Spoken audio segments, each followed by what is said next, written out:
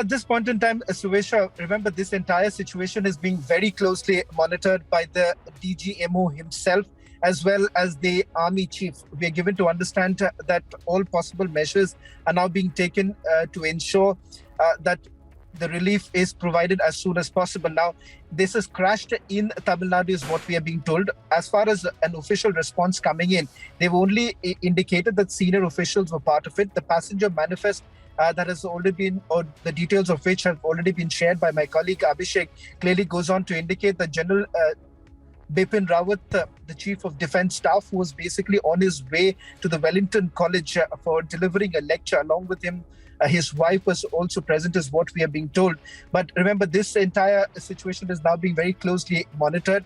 The incident actually took place about a couple of hours ago when we have given to understand that there was no communication with the helicopter that had basically taken off, which was basically carrying some of the senior defense officials. In fact, Suresh, I'm given to understand that the Indian Air Force has already tweeted.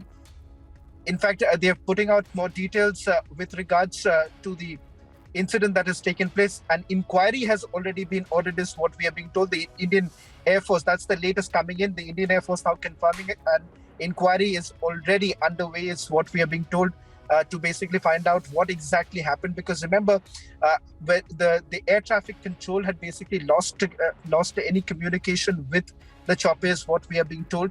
The Indian Air Force, in fact, Suesha, has just tweeted with regards to the passengers who were basically on board, and they have now confirmed that the Chief of Defence Staff, his family members and his staff were also present in the chopper that has basically crashed. An unfortunate incident that has basically taken place.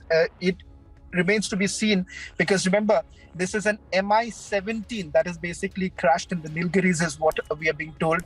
What led to the crash, it's too early to say, but the defense minister, or also we are being told, has briefed the prime minister at this point in time. A cabinet is basically underway as we speak at this point in time. So it is certainly a situation which is being very closely monitored by the government at this point in time. Comes as a huge shocker, given the fact that the Chief of Defence Staff, as well as family members and his staff members, were basically present, and an inquiry has already been ordered. The immediate thing at this point in time, the concern would be to ensure the rescue and the relief operation is carried out immediately, and they basically reach the location. We still haven't been able to get a sense of the situation or the area, the difficulty of that area in itself, because remember, we're talking about Nilgiris at this point in time, where the crash has actually taken place. It's in Kunnur area, so that in itself is going to be one challenge for the rescue operation to be carried out. But we'll also wait for an official confirmation really coming in